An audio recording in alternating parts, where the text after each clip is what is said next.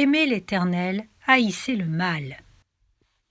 La religion chrétienne est une chaîne d'or qui enlace le cœur de l'homme et le rend inaccessible à la haine. L'esprit de Christ est un esprit d'amour. Partout où Christ règne, là règne aussi l'amour. Il n'est permis aux chrétiens de ne haïr personne. Vous avez entendu qu'il a été dit aux anciens « Tu aimeras ton prochain et tu haïras ton ennemi ». Mais moi je vous dis, aimez vos ennemis, faites du bien à ceux qui vous maudissent et priez pour ceux qui vous persécutent. Tel est le langage du Maître. À moins qu'il ne soit pris dans un sens unique, dans le sens que lui donnent les paroles de mon texte, le mot haïr doit être rayé du vocabulaire chrétien.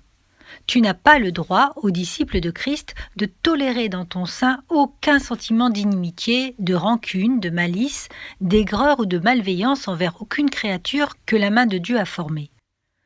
Tout en haïssant les péchés d'un homme, souviens-toi que tu ne dois point le haïr lui-même, mais que comme Christ a aimé les pécheurs, ainsi tu dois les aimer. Tout en détestant les fausses doctrines, souviens-toi que tu dois aimer celui qui les professe. Bien plus, tu es tenu de haïr l'hérésie par amour pour l'âme de l'hérétique et avec l'ardent désir qu'il revienne de son égarement. Non, tu n'as pas le droit de haïr personne, pas même les êtres les plus dégradés et les plus avilis, pas même ceux qui irritent ton humeur, nuisent à ta fortune ou portent atteinte à ta réputation. Et pourtant la haine, on ne saurait le nier, est une puissance de l'âme humaine. Or, pour ma part, je crois fermement que toutes les puissances de nos âmes nous ont été données par le Créateur, afin que nous les exercions et qu'il n'en est aucune dont nous ne puissions faire un légitime usage. Il est possible de se mettre en colère et cependant de ne point pécher. Il est possible également d'éprouver de la haine, non seulement sans offenser Dieu, mais en accomplissant un devoir positif. Oui, tu peux haïr aux chrétiens, à condition que ta haine se concentre sur un seul objet. Alors, bien loin d'être répréhensible, elle sera au contraire digne de louange. Vous qui aimez l'Éternel, haïssez le mal. Autant le vindicatif est son ennemi, autant tu peux haïr la corruption de ton cœur. Autant de cruels despotes en guerre l'un contre l'autre se haïssent mutuellement, autant tu peux abhorrer des ennemis spirituels. Autant l'enfer est le ciel, et le ciel l'enfer, autant il t'est permis de détester le mal. Cette passion de la haine, qui dans son état de nature ressemble à un lion furieux altéré de sang, tu dois la dompter et t'en rendre maître, jusqu'à ce qu'elle devienne à l'égard de tes semblables comme un noble lion qui a perdu ses instincts féroces. Mais tu peux et tu dois la laisser assouvir toute sa fureur sur le grand ennemi de l'Éternel ton Dieu, c'est-à-dire sur le péché. Montre-moi un homme qui ne se mette jamais en colère. Cet homme, je vous l'affirme, n'est point animé d'un zèle véritable pour le Seigneur. Il est bon que nous soyons parfois en colère contre le péché. Quand nous nous trouvons en présence du vice, nous devons être irrités contre lui, quoique pleins de charité envers ceux qui le commettent. L'iniquité, sous toutes ses formes, doit toujours nous être odieuse. David ne s'écrie-t-il point, après avoir énuméré les crimes qu'il voyait autour de lui, « Je les ai haïs d'une parfaite haine, je les tiens pour mes ennemis. » Nous devons aimer nos propres ennemis, mais haïr les ennemis de Dieu. Aimer l'âme pécheresse, mais haïr son péché. Autant qu'il est en la puissance de l'homme de haïr, aussi devons-nous haïr le mal, quel qu'il soit et sous quelques aspects qu'il se présente à nous. Ceci nous amène à observer le caractère absolu de mon texte. Il s'adresse à tous les enfants de Dieu et il embrasse non tel ou tel péché particulier, mais le mal dans son ensemble. On a dit, vous le savez, de certains prétendus dévots, qu'ils rachetaient leur propre faiblesse en condamnant sans miséricorde celle du prochain. Cela est vrai pour beaucoup de gens. Plus d'un de mes auditeurs, je n'en doute pas, considère les autres comme très coupables, parce qu'ils commettent des péchés que lui-même ne se soucie pas de commettre, tandis qu'il se montre plein d'indulgence à l'endroit de ses propres défauts. Ô chrétien, souviens-toi que nul mauvais penchant, nulle habitude coupable ne doit trouver grâce devant tes yeux. Ne tends jamais au mal une main bienveillante, ne le touche qu'avec un gantelet d'acier. Ne parle jamais de lui avec ménagement, mais hais-le partout et toujours. S'il vient à toi comme un petit renard, tiens-toi sur tes gardes. autrement il gâtera tes raisins. S'il fond sur toi comme un lion rugissant, cherchant à te dévorer, ou s'il avance traîtreusement comme l'ours, feignant de vouloir t'embrasser, frappe-le, car son attouchement est la mort, et son étreinte la destruction. Tu dois combattre indistinctement tout péché de langue, de main ou de cœur. Qu'il soit doré par l'intérêt et le gain, ou voilé sous un semblant de moralité, qu'il soit adulé par les grands ou encensé par la foule, le mal doit toujours être de ta part l'objet d'une haine implacable, d'une haine de tous les instants et de tous les lieux. Oui, guerre à outrance, guerre à mort contre le péché. À toutes tes légions, ô enfer, à tous tes rejetons, ô Satan. Nous devons jurer une inimitié éternelle. Pas une seule convoitise ne doit être épargnée, mais contre le mal tout entier, nous devons poursuivre une guerre sans relâche, une guerre d'extermination. Vous qui aimez l'Éternel, haïssez le mal. En essayant de traiter ce sujet, mes chers auditeurs, je me propose de diviser mes exhortations en 2 parties. Premièrement, je vous dirai, haïssez le mal en vous-même. Et en second lieu, haïssez le mal chez autrui. Et d'abord, occupons-nous de ce qui nous touche de plus près. Chrétien, ai-je dit, tu dois haïr le mal en toi-même. Et en vérité, tu as de bonnes raisons pour le haïr, des raisons bien autrement puissantes que celles dont jamais opprimé n'a pu se servir pour excuser sa haine contre son oppresseur. Considère quel immense préjudice le péché t'a déjà causé. Oh, quel monde de misère n'a-t-il pas créé dans ton cœur? C'est le péché qui avait plâtré tes yeux, en sorte que tu ne pouvais voir la beauté de ton Sauveur. C'est lui qui avait bouché tes oreilles, en sorte que tu ne pouvais entendre les douces invitations de Jésus. C'est le péché qui a guidé tes pas dans le sentier du mal, et qui a rempli tes mains de souillure. C'est lui qui a empoisonné la source même de ta vie, qui a vicié ton cœur, et l'a rendu rusé et désespérément malin par-dessus toute chose. Ô croyant, songe à ce que tu étais, alors que le péché régnait sur toi et que la grâce de Dieu ne t'avait pas encore renouvelé. Tu étais un enfant de colère comme les autres. Tu courais avec la multitude pour mal faire.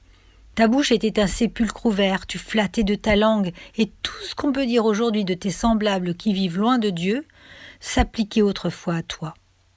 Chrétiens, mes frères en la foi, j'en appelle à votre expérience. N'est-il pas vrai que vous ne différiez en rien du reste des hommes? Mais vous avez été lavés, mais vous avez été sanctifiés, mais vous avez été justifiés au nom du Seigneur Jésus et par l'Esprit de notre Dieu. Oh, que de sujets n'avez-vous pas de haïr le mal, pour peu que vous regardiez au rocher duquel vous avez été taillé et au creux de la carrière dont vous avez été tiré. Si grands étaient les ravages que le péché avait fait dans vos âmes, que ces âmes eussent été éternellement perdues, si un tout-puissant amour n'était intervenu pour les racheter. Enfants de Dieu, haïssez donc le mal, il a été votre meurtrier. Il a plongé le poignard dans votre cœur, il a mis du poison dans votre bouche, il a tout fait pour vous précipiter en enfer. Il vous a causé un tel dommage qu'une ruine éternelle en eût été l'inévitable conséquence sans la grâce du Seigneur Jésus. Voilà une première raison qui doit vous porter à haïr le mal. Vous devez encore le haïr, ô disciples de Christ, vu le rang élevé que vous occupez dans le monde. Dans les veines d'un chrétien coule le sang royal de l'univers. Que les fils de mendiants errent çà et là, déguenillés et les cheveux en désordre, à la bonne heure. Mais convient-il à des princes du sang de courir les rues comme de jeunes vagabonds? Ne serait-ce pas, je le demande, un spectacle de la plus haute inconvenance que de voir les enfants d'un monarque vêtus de haillons et se vautrant dans la boue? Et toi, chrétien, tu fais partie de l'aristocratie du ciel. Tu es un prince de sang royal, ami des anges, que dis-je, ami de Dieu lui-même. Par respect pour ta haute position, aie donc le mal en horreur. Souviens-toi que noblesse oblige, tu es un Nazaréen consacré à Dieu, mis à part pour son service. Or, tu sais que la loi de Moïse défendait aux Nazaréens, sous peine d'être tenus pour souillés, non seulement de boire aucune liqueur faite avec du raisin, mais même de goûter à rien de tout ce que la vigne rapporte, depuis les pépins jusqu'à l'écorce. Ainsi dois-tu agir à l'égard du péché. Tu es le Nazaréen du Seigneur. C'est pourquoi balaie soigneusement le chemin de tes pieds. Évite jusqu'à l'apparence du mal. Détourne-toi de tout sentier oblique. Ce serait déroger à ta propre dignité que de marcher comme le commun des hommes. Tu n'es pas tel que les autres. Tu es de plus noble race. Ta généalogie remonte en ligne directe au Fils de Dieu, car celui-là même qui est le Prince de paix est ton Père de toute éternité. Je t'en conjure, ne déshonore donc pas le nom illustre que tu portes et conduis-toi d'une manière digne de ta royale filiation. Tu fais partie de la race élue, du peuple acquis, de la nation sainte. Comment pourrais-tu donc souiller tes vêtements dans la fange de ce monde? Vous qui aimez l'Éternel, haïssez le mal. Un autre motif qui doit porter le croyant à haïr le péché, c'est que le péché l'affaiblit. En voulez-vous des preuves? Quand vous avez commis quelque acte de désobéissance envers Dieu, allez dans votre cabinet et mettez-vous à genoux. Avant d'avoir péché, votre prière s'est levée, joyeuse et facile vers le Seigneur, et les bénédictions que vous lui demandiez descendaient sur vous, rapides comme l'éclair. Mais maintenant, vos genoux sont relâchés et vos mains sont languissantes. Votre cœur est impuissant à désirer et votre langue se refuse à exprimer les faibles désirs que vous essayez de former. Vous cherchez la face de Dieu, mais en vain. Vous gémissez, mais le ciel semble fermé à votre cri. Vous pleurez, mais vous sentez que vos larmes ne tombent point sur le sein de Dieu. Vous portez vos besoins devant le trône de la grâce, mais hélas, vous les remportez avec vous. Au lieu d'être pour vous le plus excellent, le plus doux des privilèges, la prière devient un pénible devoir. Tel est le résultat du péché. De deux choses l'une, ou le péché vous fera abandonner la prière, ou la prière vous fera abandonner le péché. Jamais, non jamais, ô croyant, tu ne pourras être à la fois vaillant dans la prière et vaillant dans le péché. Aussi longtemps que tu caresseras un mauvais penchant, un interdit, une convoitise quelconque, la puissance de ta prière te sera ôtée. Et quand tu chercheras à t'approcher de Dieu, tes lèvres seront fermées. Il en est de même pour l'activité extérieure. Après que tu as volontairement offensé ton Père céleste, va au milieu du monde et essaie de faire du bien. Tu n'en feras aucun, absolument aucun, te dis-je. Tu as perdu tout pouvoir d'aider les autres à se purifier, étant toi-même impur. Et quoi? Je pourrais avec des doigts souillés laver le visage de mon prochain? J'irai labourer le champ d'autrui tandis que le mien est en jachère et que les chardons et les ronces le couvrent? Non, c'est impossible. La première condition pour faire du bien aux autres, c'est de ne pas souffrir de mal en soi. Un pasteur peu diligent à travailler à sa propre sanctification sera toujours un pasteur peu béni dans son ministère. Et un chrétien infidèle sera toujours un chrétien stérile. C'est pourquoi, mon cher auditeur, à moins que tu ne souhaites que tes nerfs ne se relâchent et que la moelle de tes os ne se dessèche au-dedans de toi, à moins que tu ne désires que la sève de ta vie spirituelle ne tarisse dans sa source, je t'en supplie, hais le péché. Car le péché peut tellement te détruire et t'affaiblir que ton âme deviendra un vrai squelette spirituel et qu'elle traînera une misérable existence au lieu de fleurir, joyeuse et prospère, dans les sentiers du Seigneur. Vous qui aimez l'Éternel, haïssez le mal. Haïssez-le encore, par la raison que si vous vous y complaisez, vous aurez à en porter la peine. Jamais Dieu ne mettra à mort ses enfants. Il a déposé pour toujours, en ce qui les concerne, l'épée de sa justice, depuis l'heure mémorable où cette épée vengeresse s'enfonça tout entière dans le sein de Jésus. Mais Dieu a une verge, et il frappe de cette verge ses enfants rebelles, tellement que parfois les oreilles leur en teintent. Le Seigneur ne sera jamais courroucé contre ses élus au point de les rejeter, mais il peut l'être assez pour qu'ils aient lieu de s'écrier « Tout est perdu, guéris-moi, ô Éternel !» et que les os que tu as brisés se réjouissent. Ah, vous connaissez sûrement la verge du Seigneur, chrétien déchu, chrétien si infidèle qui m'écoutez. Car lorsque les brebis de Christ s'enfuient loin du berger, le berger ne les laisse point périr. mais il permet à l'épreuve et à la douleur de fondre sur elle, afin que, meurtrie et haletante, elle retourne se réfugier dans son sein. Un véritable croyant, je le répète, ne sera jamais détruit, mais il peut tomber si bas qu'il se croira lui-même aux portes de l'enfer. La vie divine ne s'éteindra jamais complètement dans son âme, mais il peut se sentir tellement brisé et défaillant qu'il saura à peine s'il respire encore. Ô chrétien, je te le dis, à moins que tu ne recherches l'affliction et le mal. Si tu veux semer de ronces ton sentier et garnir d'épines ton lit de mort, alors vis dans le péché. Mais si au contraire, tu désires que ton âme habite dès ici-bas les lieux célestes et que ton cœur retentisse par avance des mélodies éternelles du paradis, alors marche jusqu'à la fin dans les voies de la sainteté. Oui, chrétiens, mes frères, dans votre propre intérêt, haïssez le mal. Mais jusqu'à présent, je ne vous ai présenté pour ainsi dire que des considérations égoïstes. Je vous ai exhorté à haïr le péché en vous signalant quelques-unes des funestes conséquences pour vous si vous ne les haïssiez. Maintenant j'arrive à un argument d'un ordre plus élevé. Chrétiens, vous dirais-je, haïssez le mal. Haïssez-le en vous-même, parce qu'il fait du mal aux autres. Et d'abord il en fait aux enfants de Dieu. Les infidélités d'un seul croyant nuisent à tout le corps de Christ. Les douleurs les plus cruelles qui aient assailli l'Église de Dieu lui sont venues de ses propres enfants. Je la vois, l'épouse de l'agneau, je la vois qui s'avance, couverte de boue et de vêtements déchirés. Ses mains sont ensanglantées et ses épaules couvertes de cicatrices. Ô Église du Dieu vivant, toi la plus belle des femmes, comment es-tu réduite à un si triste état? D'où te viennent ces blessures? Qui t'a fait subir ces indignes traitements? Est-ce l'incrédule qui t'a craché au visage? Est-ce l'arien qui a lacéré ta robe? Est-ce le Socinien qui a souillé de fange la blancheur de tes vêtements? Sûrement c'est l'impie ou le profane qui a ainsi meurtri tes mains. J'entends ta réponse. Non, ces blessures m'ont été faites dans la maison de mes amis. Une secrète armure me met à l'abri des coups de mes adversaires, mais contre mes amis je suis sans défense. Leurs traits pénètrent jusqu'à mon cœur. Ah, malheur à vous, prétendu chef des armées de l'Éternel, indigne pasteur des troupeaux de Christ, disciple infidèle du Rédempteur.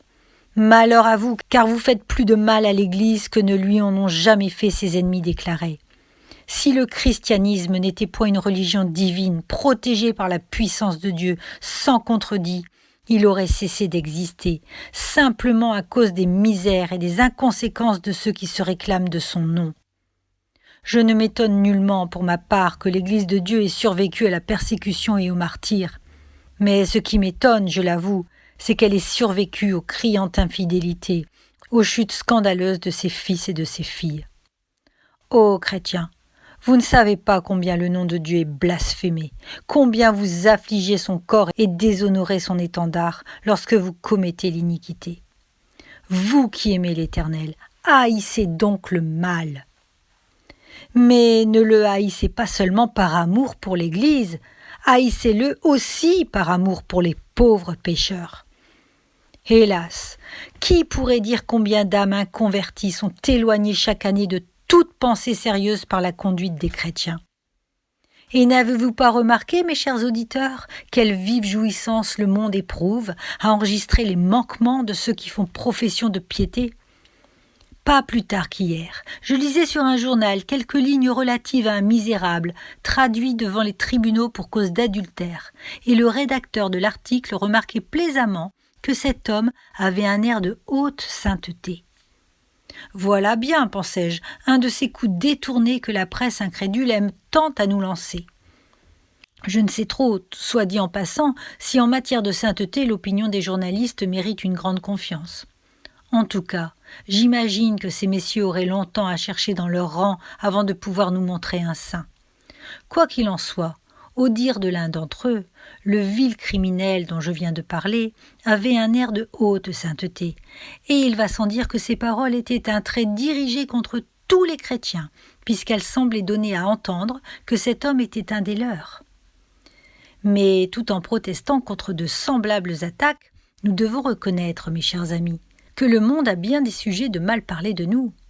Que de chrétiens de profession ne voit-on pas, en effet, tous les jours, déshonorer le christianisme de la manière la plus grave?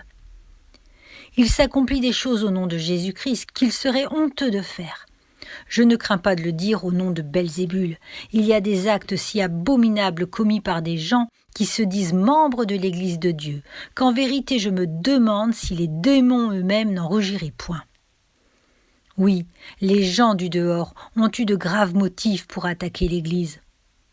Enfants de Dieu, soyez donc sur vos gardes. Le monde a un œil de lynx. Quoi que vous passiez, il apercevra vos chutes. Bien plus, il les grossira. Et s'il ne peut vous surprendre en faute, il aura recours à la calomnie. Mais puisque vous ne pouvez espérer d'échapper à sa malice, efforcez-vous du moins de ne point y donner prise. Que vos vêtements soient blancs en tout temps. Marchez dans la crainte de l'Éternel, et que la prière du psalmiste devienne votre prière de chaque jour. Soutiens-moi, et je serai en sûreté. Enfin, j'ai à vous présenter un dernier argument, qui ne peut manquer, ce me semble, de toucher vos cœurs et de vous inspirer une haine profonde à l'égard du péché. Vous avez un ami, le meilleur ami que vous n'ayez jamais eu. Je le connais, je l'ai aimé, et il m'a aimé. Un jour que j'errais seule et pensive dans la campagne, je me trouvai tout à coup dans un endroit qui restera pour toujours gravé dans mon souvenir. Car là, je vis cet ami, mon meilleur, mon unique ami, étendu mort à mes pieds. Le cœur plein d'un douloureux effroi, je me baissai et le regardai. Il avait été lâchement assassiné. Je vis que ses mains et ses pieds avaient été percés de clous. Sur son visage glacé par la mort était empreinte une angoisse si terrible que je pouvais à peine en supporter la vue. Son corps était amaigri par le jeûne, son dos était sillonné de plaies sanglantes. Une ligne de blessures saignait son front. Évidemment, de cruelles épines l'avaient meurtri. Je frémis d'indignation, car je savais tout ce que valait cet ami. Jamais il ne s'était trouvé aucun mal en lui. Il était pur parmi les purs, saint parmi les saints. Qui donc avait osé lever la main sur lui? Il n'avait jamais nui à personne. Pendant toute sa vie, il était allé de lieu en lieu en faisant le bien. Il avait guéri les malades, rassasié les affamés, ressuscité les morts. Pour laquelle de ses œuvres lui avait-on ôté la vie? Son existence tout entière n'avait été qu'amour. Et tout en considérant ce pâle et morne visage, si plein à la fois de poignante douleur et d'ineffable amour, je me demandais avec étonnement quels pouvaient être les misérables, assez vils pour avoir osé le frapper. « Où demeurent ces traîtres » m'écriai-je. « Qui me dira où je pourrais les trouver? Où se cachent-ils les infâmes qui ont percé les mains d'un être tel que celui-là? Eussent-ils mis à mort un tyran, on aurait pu leur pardonner. Eussent-ils tué un de ces êtres dégradés qui se plongent dans le vice et l'infamie, on aurait pu avoir quelque indulgence pour leur forfait.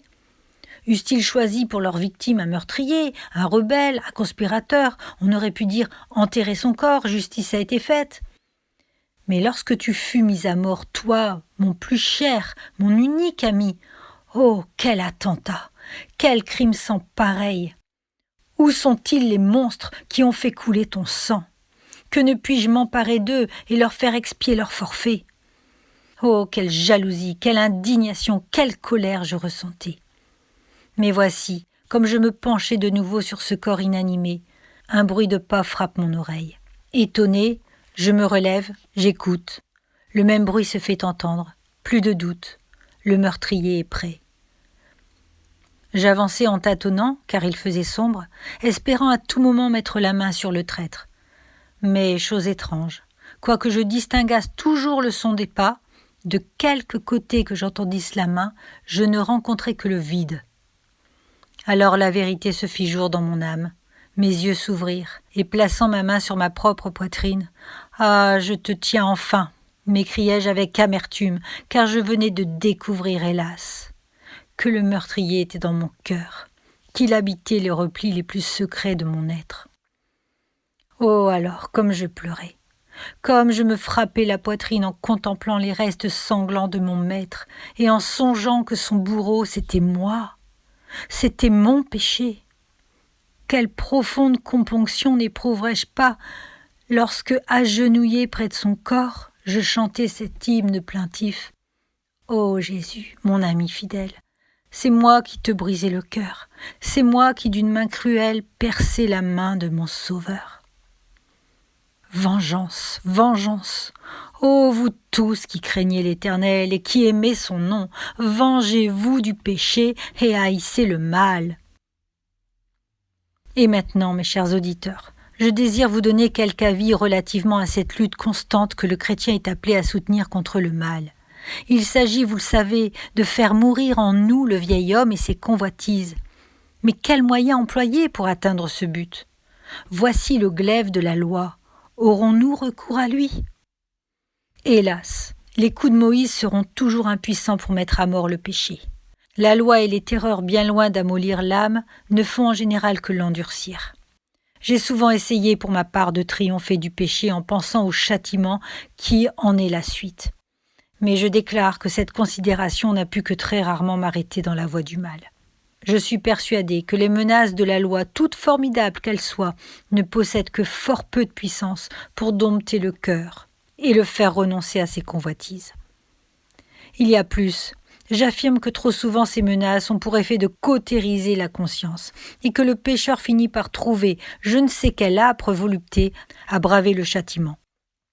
Aussi, ne conseillerais-je jamais à une âme qui désire être délivrée de ses péchés de méditer continuellement sur la peine qui l'attend. Qu'elle essaie plutôt d'une autre méthode, qu'elle aille s'asseoir au pied de la croix, et qu'elle puisse dans la contemplation du sacrifice expiatoire que Christ a accompli pour elle, une repentance selon l'Évangile. Je ne connais point d'autre remède contre le péché qu'une communion habituelle avec Jésus. Vivez avec lui, et il vous sera impossible de vivre avec le mal. Quoi, mon Seigneur Jésus, se pourrait-il que je me prosternasse au pied de l'arbre maudit, que je visse ton sang couler goutte à goutte pour expier mes transgressions, et qu'ensuite j'allasse de nouveau me plonger dans l'iniquité ? Hélas, oui, cela se pourrait, car il n'est aucune énormité dont une créature aussi vile que moi ne soit capable. Toutefois, s'il est un moyen par lequel je puisse arriver à surmonter les tentations, s'il est une entrave que je puisse opposer efficacement dans mon âme au courant fatal du péché, c'est de me nourrir constamment de cette pensée « Jésus a vécu et il est mort pour moi ». Un second avis que je vous donnerai est celui-ci. Si vous voulez combattre victorieusement le péché, ne craignez point que le grand jour règne dans votre cœur. Quand la ménagère nettoie sa maison, si les rideaux sont baissés, elle croit que tout est propre autour d'elle. Mais si elle en trouve la fenêtre et qu'un rayon de soleil se glisse dans la chambre, aussitôt elle voit 10 000 grains de poussière tourbillonner çà et là.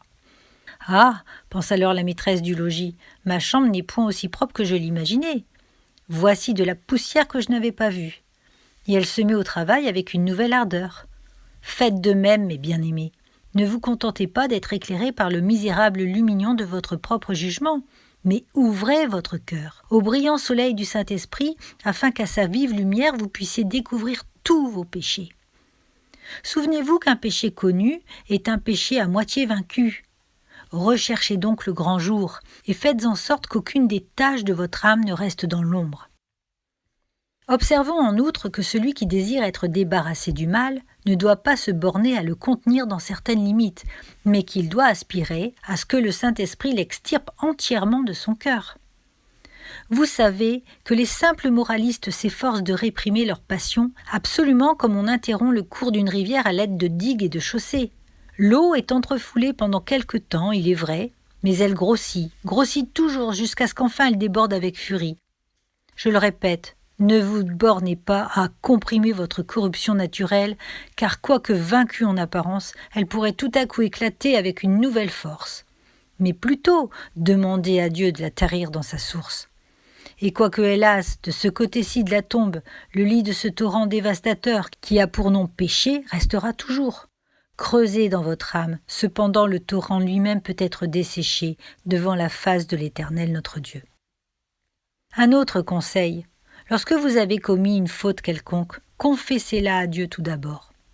Puis que cette faute vous porte à vous examiner vous-même et à rechercher tous vos autres manquements. Jamais David n'écrivit une confession aussi humble et aussi complète de ses transgressions qu'après sa lourde et mémorable chute. Ce fut pour lui une occasion de sonder son cœur, et ayant reconnu à quel point ce cœur était vil, corrompu, misérable, il exhala des sentiments d'humiliation en faisant d'un aveu général de ses iniquités. Quand tu découvres un péché en toi, mon cher auditeur, sois sûr que d'autres ne sont pas loin, car Satan n'envoie jamais ses émissaires que par bande. Quand donc tu t'approcheras de Dieu pour lui confesser un péché spécial, n'oublie point de dérouler en même temps devant lui toutes les misères de ton âme. Et tandis que tu regardes principalement celui-ci, aie soin d'avoir aussi l'œil ouvert sur celle-là. Ne te contente pas de terrasser une convoitise ou une tentation, mais efforce-toi de blesser mortellement tous tes péchés et de les mettre en déroute. C'est ici le lieu d'observer qu'il est certains péchés par lesquels le chrétien se laissera sûrement séduire, à moins qu'il n'ait le soin de les dépouiller de leur déguisement. Quelquefois, le mal se présentera à vous enveloppé dans une robe de cynar, comme le lingot d'or dérobé par Achan.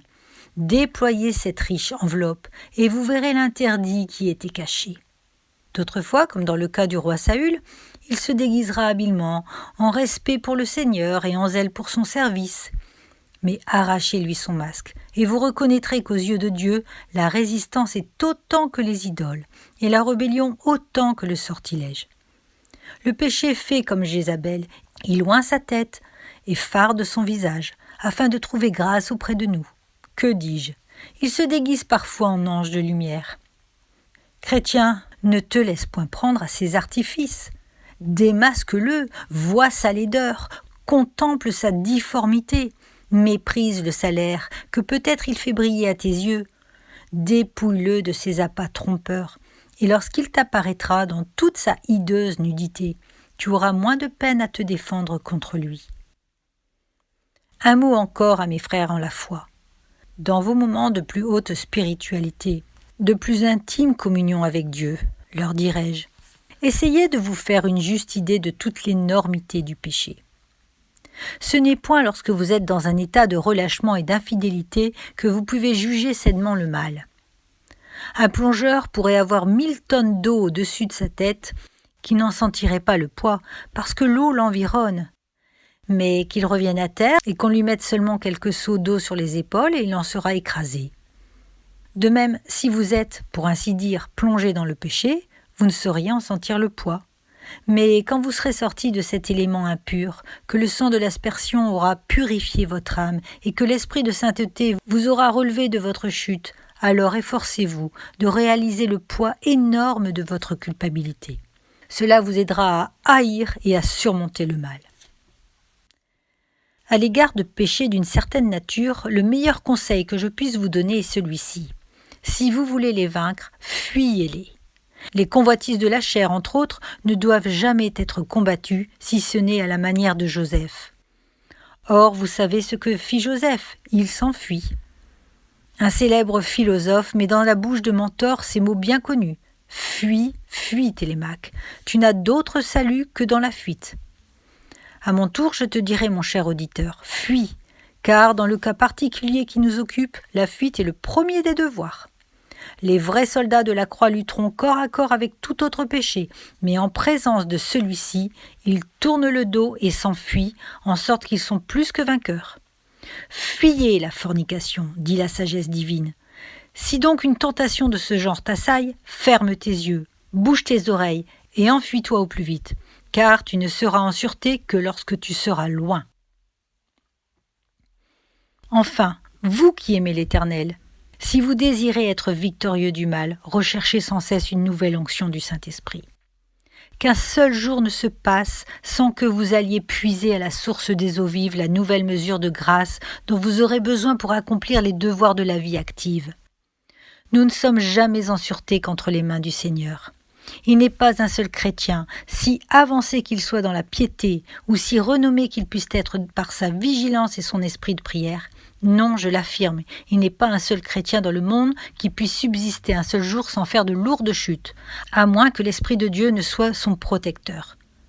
Un ancien écrivain a dit excellemment « Ferme ton cœur tous les matins par la prière, et remets-en la clé à ton Père céleste, en sorte que rien n'y puisse entrer. Puis le soir venu, ouvre-le, et il s'en exhalera un doux parfum d'amour, de joie et de sainteté. » Croyant, retiens bien ceci. Ce n'est que par l'Esprit de Dieu que tu peux triompher du péché. Une dernière remarque. Évitez les prédicateurs qui s'efforceraient en quelque manière d'excuser ou de pallier le mal.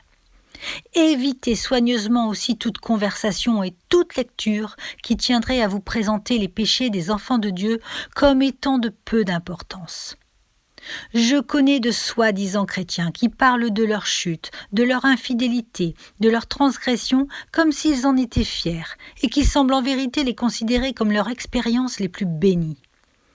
Semblable à ce chien de la fable, auquel on avait mis une cloche au cou parce qu'il était dangereux et qui paraissait en tirer vanité, ces personnes s'enorgueillissent de ce qui est leur confusion. Les orties sont de trop partout, mais nulle part elles ne sont plus mal placées qu'au milieu d'un parterre. De même, le péché est odieux partout, mais nulle part autant que chez le chrétien. Si en rentrant aujourd'hui dans vos demeures, vous voyez un enfant qui s'amusa à casser les vitres à coups de pierre, assurément, vous lui adresseriez des remontrances. Mais si le jeune coupable était votre propre fils, n'était-il pas vrai que vous le châtierez sévèrement, justement parce qu'il est votre fils ? Ainsi agit le Seigneur à l'égard de son peuple. Quand les mondains font le mal, il les reprend. Mais quand ses enfants pêchent, il les frappe. Il ne fermera jamais les yeux sur les fautes de sa grande famille. Il ne les laissera point impunis. Ô vous qui craignez l'Éternel, gardez-vous de tolérer le péché en vous-même, car Dieu, lui, ne le tolérera point. Haïssez le mal, car il le hait, lui, d'une parfaite haine. J'arrive à la seconde partie de mon sujet. Si le chrétien doit haïr le péché en lui-même, il doit aussi, avons-nous dit, le haïr chez les autres. Notez bien que je ne vous dis pas de haïr les autres, mais de haïr leur péché, ce qui est tout différent. Comme je me suis longuement étendue sur le premier point, je dois me borner à vous présenter sur celui-ci 2 ou 3 réflexions pratiques. Et d'abord, si vous haïssez le mal chez autrui, vous ne devez jamais le traiter légèrement, encore moins avoir l'air de l'approuver. Souvent, un chrétien fait plus de mal qu'il ne pense par un simple sourire. Un jeune homme a peut-être raconté devant vous quelques incidents plus ou moins scandaleux de sa vie.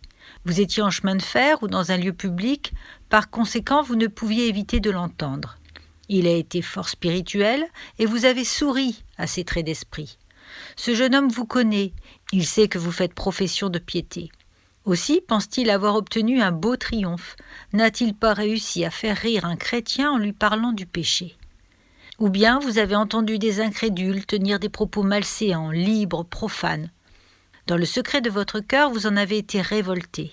Ces discours ont blessé vos oreilles, mais vous êtes resté tranquillement à votre place, et les personnes présentes se sont dit entre elles « Ah, voilà bien ces prétendus dévots. Avez-vous vu comme il écoutait ? Il ne perdait pas un mot de la conversation. Évidemment, il y prenait plaisir. » Et sur le champ, on place ces entretiens malhonnêtes sous le sceau de votre approbation. Ô mes frères bien-aimés, je vous en supplie, veillez sur vous-même à cet égard. Où que vous soyez, conduisez-vous de manière à faire comprendre à tous que non seulement vous n'aimez pas le péché, mais que vous l'avez en horreur. Que les mondains ne disent pas simplement à votre sujet « il semble ne pas avoir de goût pour notre entretien et nos plaisirs », mais qu'ils sachent positivement que vous les détestez, que vous les haïssez, que vous n'avez ni sourire ni indulgence pour le mal, mais seulement de l'indignation. Au siècle dernier, il était de bon ton de se livrer à certains vices qu'aujourd'hui nous regardons avec dégoût. Et dans 100 ans, je l'espère, des actes dont on n'a pas honte aujourd'hui seront flétris par l'opinion publique comme étant souverainement odieux et méprisables. Mais en attendant, montrez que vous, du moins, enfants de Dieu, vous n'excusez aucun péché et que vous ne traitez légèrement aucune violation de la loi divine. Mais là ne se borne pas votre devoir. Lorsque vous y serez appelés, et cela peut arriver très souvent, ne manquez pas de protester ouvertement contre le mal. Un silence coupable vous fait participer en quelque mesure aux mauvaises actions des pécheurs. Si un soir, en rentrant chez moi, je voyais un malfaiteur forcer votre maison et qu'au lieu de donner l'alarme, je m'esquivasse tout doucement, laissant le voleur exécuter en paix ses coupables desseins, ne serais-je point en quelque sorte complice de son crime ? De même, si vous trouvant dans une société où il se tient de mauvais discours et où l'on blasphème le nom de Christ, vous ne dites pas un mot en faveur de votre maître, je vous le demande, ne commettez-vous pas un péché des plus graves et par votre silence ne devenez-vous pas en réalité complice des blasphémateurs ? Croyant qu'une telle lâcheté ne soit point la vôtre, parlez hardiment pour votre Seigneur et Maître. Peut-être le monde vous traitera-t-il de puritain ? Mais qu'importe, je vous prie, c'est un grand et beau nom que celui-là, honneur à ceux qui le méritent. Peut-être dira-t-on que votre piété est trop rigide, et qu'importe encore. Il est fort heureux en vérité qu'il y ait des chrétiens trop rigides, quand il y en a tant de trop relâchés. Il se peut aussi que les mondains ne vous reçoivent plus dans leur société, mais tout bien compté, au lieu d'être une perte, ne serait-ce pas un grand gain pour vous ? Et quand même on vous calomnierait, mes bien-aimés, quand même on vous abreuverait d'injures et d'outrages, ne savez-vous pas que nous devons nous réjouir et tressaillir de joie lorsqu'on dira faussement contre nous toutes sortes de mal à cause du Fils de l'homme ? Arrière donc toute lâche timidité. Quand nous devons parler, parlons hardiment et forçons le péché à rougir en notre présence. Mais cette protestation ouverte et publique ne suffit pas. Nous devons aussi, quand l'occasion s'en présente, avertir en particulier le pécheur. On m'a raconté dernièrement un fait bien digne de l'imitation de tous les chrétiens. Un homme pieux qui se trouvait dans un établissement public entendit un étranger prendre le nom de Dieu en vain. Aussitôt, il va l'accoster et lui demande poliment s'il pourrait lui dire quelques mots en particulier. « Certainement, répond l'étranger, passons dans cette salle. » Dès qu'ils furent seuls, l'homme pieux dit à l'autre « J'ai remarqué avec peine, cher monsieur, que vous prenez le saint nom de Dieu en vain. Je suis assuré à l'avance que vous excuserez vos remarques sur ce sujet. Je n'ai pas voulu les faire en présence de témoins, mais je tiens à vous dire que c'est un grand péché de prononcer ainsi le nom du Seigneur à la légère, et que certainement il ne peut vous en arriver que du mal. Ne pourriez-vous pas dorénavant renoncer à cette coupable habitude ?» L'avertissement fut reçu avec reconnaissance. L'étranger remercia son interlocuteur, parla de sa première éducation qui avait été fort défectueuse et exprima l'espoir que cette leçon lui serait utile. « Ne pensez-vous pas, mes frères, que si nous agissions tous comme le digne chrétien dont je viens de parler, nous pourrions faire beaucoup de bien ?